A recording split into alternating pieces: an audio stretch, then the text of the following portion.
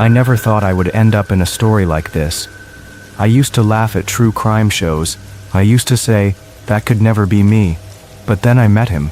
And for a while, I thought I was the luckiest girl in the world. His name was Ryan. I met him at a friend's birthday party.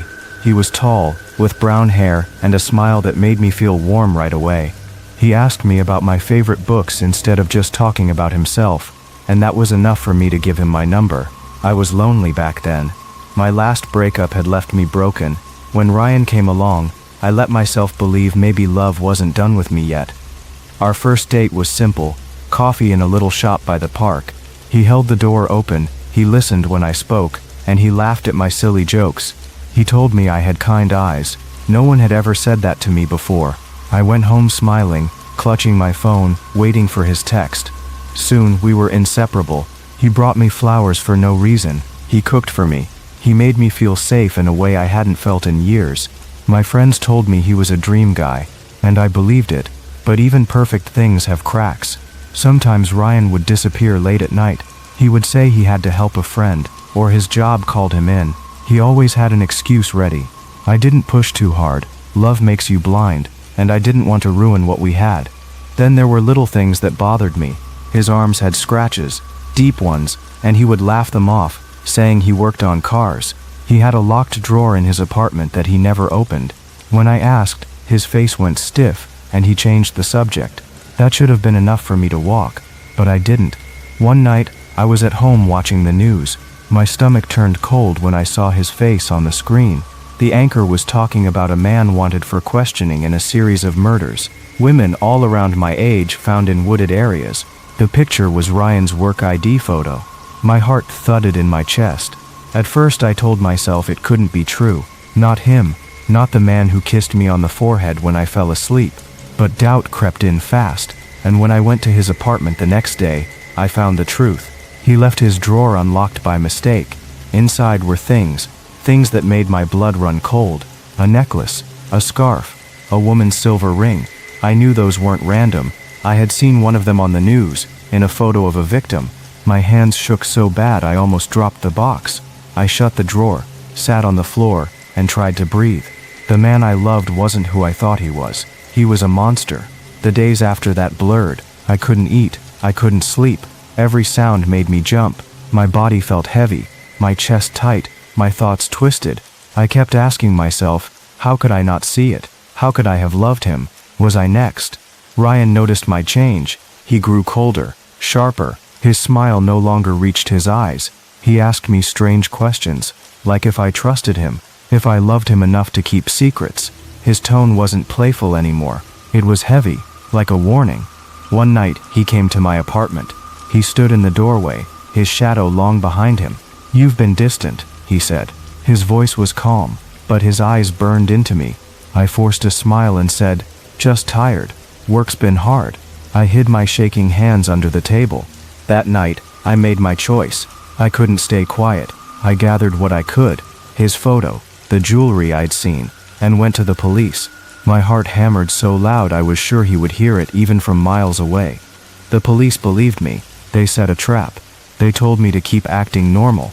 Every second I spent with him after that felt like a knife at my throat. When the day came, I watched from a distance as they took him. He didn't fight. He just looked at me, calm, almost proud. And he smiled. That same smile that once made me fall in love. It froze my blood. After that I thought I'd feel safe. But the truth is I didn't. Not right away. At night I heard his voice in my head. Sometimes I dreamed he was standing at the end of my bed. I woke up screaming, drenched in sweat. My friends tried to help, but I pushed them away. I felt dirty, guilty, like I had let evil into my life. Therapy helped. Support groups helped. Slowly I began to breathe again. But the fear never left completely. Sometimes I would catch myself checking the locks a few times before bed. I went to the cemetery where some of his victims rested. I didn't know them, but I felt tied to them in a way I couldn't explain. I brought flowers and laid them down. My hands trembled as I whispered, "I'm sorry. I didn't know. I should have seen it." The wind moved through the trees. The sun dipped low, turning the sky orange. For a moment it felt like the world was holding its breath. Then I noticed it. A flower, not mine, fresh bright red roses already laid on one of the graves. The card stuck in it made my skin crawl. It said only 3 words, "See you soon." My heart froze. My hands went cold. I turned, scanning the rows of stones, the long shadows between them. No one was there, but I swear I felt it, eyes on me, watching, waiting. I walked away fast, almost running, my breath sharp in my throat. Every sound, every rustle of leaves made me flinch. By the time I reached my car, my legs were shaking so badly I could barely unlock the door. When I finally sat inside, I saw it, on the passenger seat, a single red rose. I don't know how it got there, but I know what it means. Even behind bars, he still finds me, and sometimes, late at night, when the house is quiet and the world is dark, I hear his voice again, soft, low, whispering my name.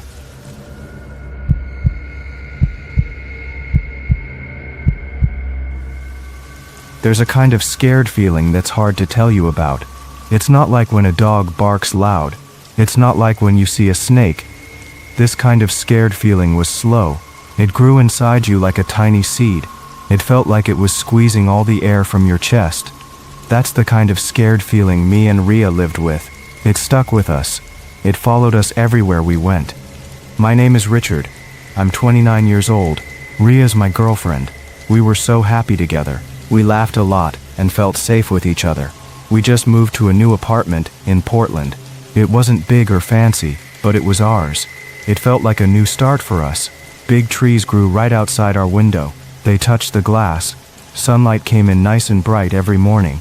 Across the street, there was a coffee shop. It always smelled warm and sweet. We went there every single day. We would hold hands and talk. It was our spot. Everything felt good and right in the world. Then, one day, we saw him. It all started then. Our happy feelings began to fade and turn cold. It was a pretty fall day. The leaves were orange and red. The air was cool and crisp. Rhea and I were walking home. We had bags of food from the store. They were heavy in our hands. We were laughing about something silly. We were just having fun, like always. Then I saw him. He was across the street. He was just standing there, like a dark statue. He wore a black jacket. A hood was up over his head. His head was pointed our way. He was just still, watching us. I didn't think much of it. It's a big city. Lots of people just stand around. I told myself it was nothing. But that night, Rhea's voice was quiet. It made me jump a little. She asked, "Do you think that guy was following us?" Her eyes were big and a little scared. She said she saw him again. He was standing outside our building. We both laughed and said it was nothing, just a strange thing, but a tiny seed of worry had been planted. That seed grew fast. Over the next week we saw him again and again. Each time felt colder. He was always far away, always standing still like a stone. He never moved. Sometimes he was across the street from our apartment, just standing there, watching. Other times he was outside the coffee shop. He just looked in at us through the glass. We'd be drinking our warm coffee. We'd be talking. Then we'd look up, and there he would be. The feeling would spread. It was a cold, heavy feeling in my stomach. He never came closer. He never said a word. He just watched, always watching. It was like he knew a secret rule, how far to stand so we wouldn't really notice, but close enough so we knew. We tried to say it was just bad luck, that it had to be a coincidence, but we didn't really believe it. The feeling of being watched was like a cold hand on my neck. It made my skin prickle. Rhea felt it too. We started to walk faster. We looked over our shoulders a lot. The world felt less safe. Then one night, we found something. It was a small white note. It was stuck on Rhea's car, right under the window wiper. My hands started to shake. My heart beat fast.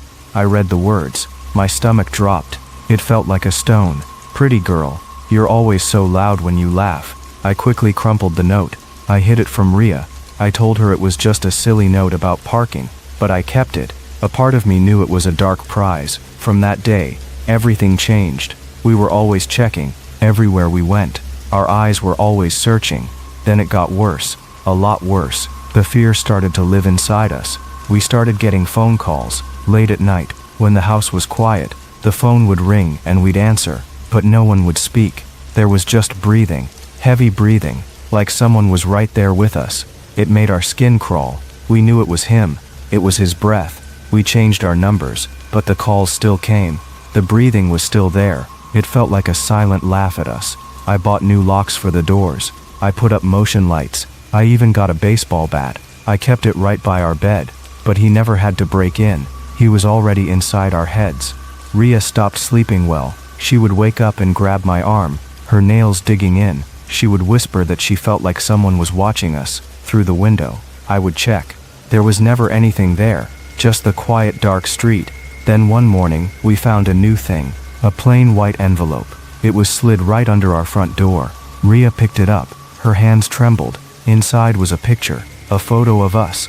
My blood went cold. It was us at the coffee shop, laughing. The picture was taken from right behind us, just a few feet away. Rhea looked at the photo. Her face turned white. She let out a loud, sad scream. She started to cry. She threw up right there. I had never seen her so broken. That was it. That was the moment I stopped waiting. I went to the police. My hands were clenched into fists. I told them everything, but they didn't listen. Their eyes were bored and tired. They took my paperwork. The officer said, "Could be a prank." He yawned a little bit. I showed them the photo, the one that made Rhea scream. They wrote things down.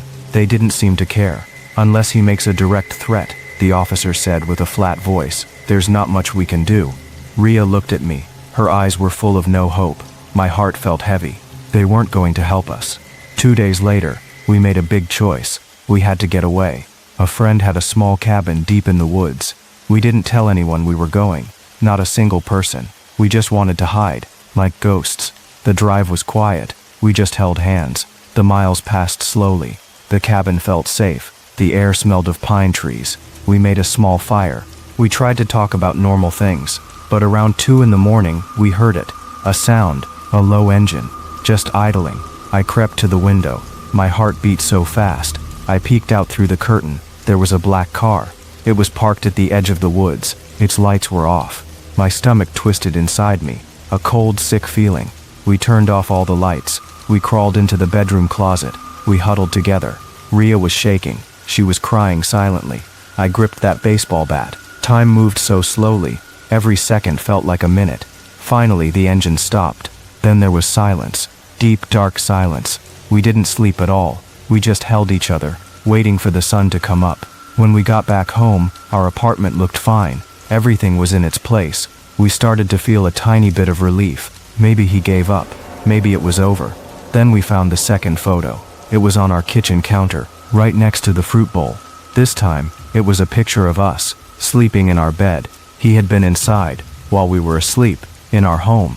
The front door looked fine. No scratches. No sign he had broken in. But the photo was real. That's when I snapped. All my fear turned to hot, burning anger. I went back to the police. I was furious. My voice was loud. This time, they listened. Their faces were serious. An officer named Delgado said he believed me. He had dealt with this before. He said this was advanced. He said it was very bad. He suggested a trap to catch him.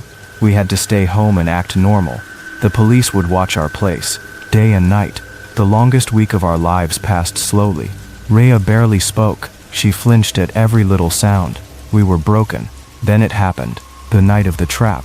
It was 3:41 in the morning. I was barely sleeping. Then I heard the softest click, like a gentle latch, our door opening. Then, loud pounding. "Police, open up!" Voices yelling. They caught him, right there in our hallway. His name was Mason Green. He was a delivery driver. He lived alone. The police found so many things in his apartment. Dozens of photos of us, all our routines. He even had the password to Rhea's email. He knew everything. He never touched us. He never spoke. He just watched, for months. He had made a copy of our key the first week we moved in. He slipped in at night while we were asleep. Mason was found guilty. He went to prison. He's locked away now. But prison bars don't fix everything. They don't undo the bad feelings. Rhea couldn't stay in that apartment. She couldn't stay in that city. She moved back to her hometown, to be with her family, to feel safe again. We still talk sometimes, but it's not the same. Something broke that night. I have strong locks now, and cameras, every room, always watching. I still check every shadow, every parked car, because once you've lived with someone always behind you, you never stop looking over your shoulder. Not ever.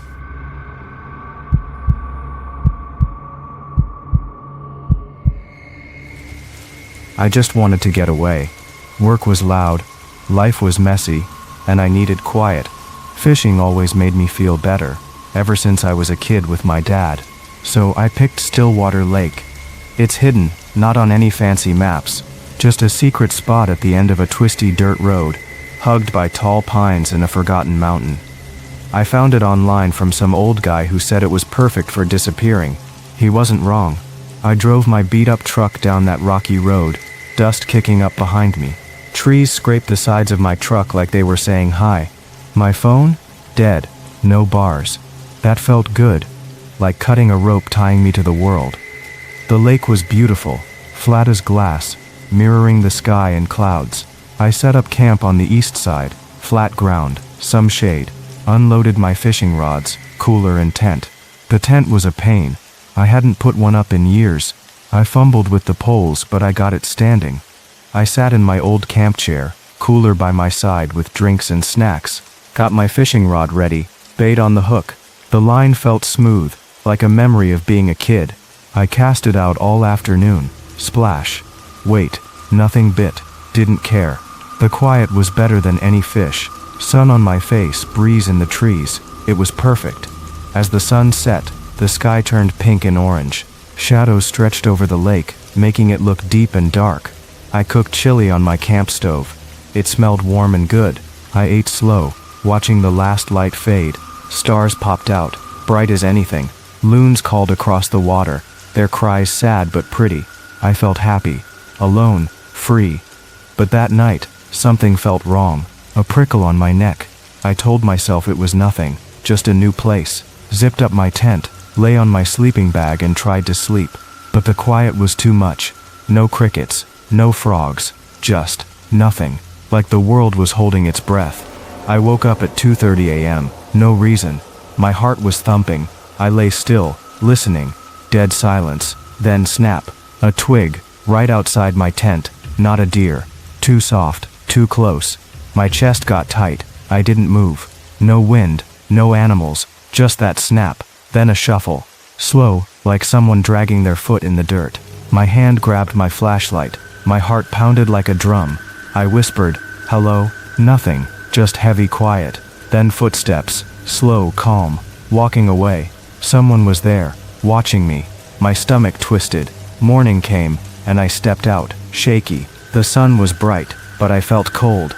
Then I saw them, boot prints by my fire pit. Big, deep, not mine. They stopped inches from my tent, right where I heard the snap. No tire tracks, no boat marks. Whoever it was walked in from the woods. I called out, "Is anyone there?" My voice sounded small, eaten up by the trees. No answer, but I felt eyes on me, watching, hiding. I thought about leaving, packing up and driving away. But I stayed, stubborn, maybe, or hoping I imagined it. I didn't fish that day. I just watched the woods, my knife in my lap. Every shadow looked like a person. Every leaf rustle made me jump. I ate a cold sandwich, too scared to light a fire. I checked for more tracks. Nothing, just that creepy quiet, hiding something bad. At sunset, I saw him, across the lake, far away. Tall, thin, standing still as a statue, watching me. My mouth went dry. I yelled, "Who's there?" No answer. I flashed my light 3 times. He didn't move. I looked away for a second, rubbed my eyes, looked back, gone, like he melted into the trees. That night, I didn't sleep, sat against a tree, fire blazing. My knife's blade gleamed in the light. I gripped it tight, knuckles white. Every sound, branches, wind, made me flinch. My eyes darted, seeing shapes that weren't there. But no one came, just the dark and my pounding heart. At dawn, I packed up fast, threw everything in my truck, hands shaking. I didn't care about fishing anymore. I just wanted home. I started the truck, drove down the dirt road. Then I saw it, my tires, all 4 slashed, jagged cuts, like someone used a mean knife. My truck was stuck, on the windshield, a dead fish, gutted. Its eyes twitched, still fresh. My legs wobbled. This wasn't a prank, it was a warning. I ran back to camp, heart racing. No phone signal, no help. I was trapped. I decided to hide, save my food, wait for someone. But I knew no one came out here. I sat by my truck, staring at the fish. The sun sank. Shadows grew. My fear did too. I buried my fire, no light to give me away. I hid in thick bushes by a fallen log, knife in hand, shaking. Past midnight, I saw flashlights, 2 beams sweeping my camp. Then a voice, deep and mocking. Firishi, Firish.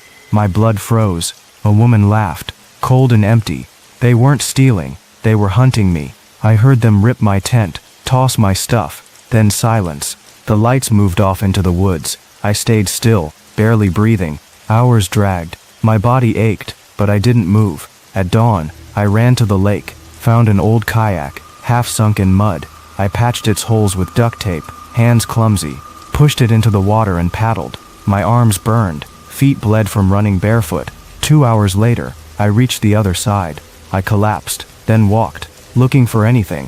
Found a hunting cabin, old and boarded up. Inside, I found a dusty radio. I messed with it, shouting, "Help! I'm at Stillwater Lake." A crackle, a voice. I kept talking, voice rough, until help came. A ranger and deputy found me that evening. I was a mess, dirty, bloody, scared. I told them everything. 2 days later, they caught them. A man and woman, drifters with a history of hurting people. They'd been living near the lake, watching campers. They had knives, ropes, and photos of me, sleeping, fishing. They'd been there the whole time. I don't fish anymore. Don't go to the woods. Sometimes I wake up at night, heart racing. Sure, I hear that voice, fishy, but it's just quiet now. The quiet I wanted. And that's the scariest thing of all.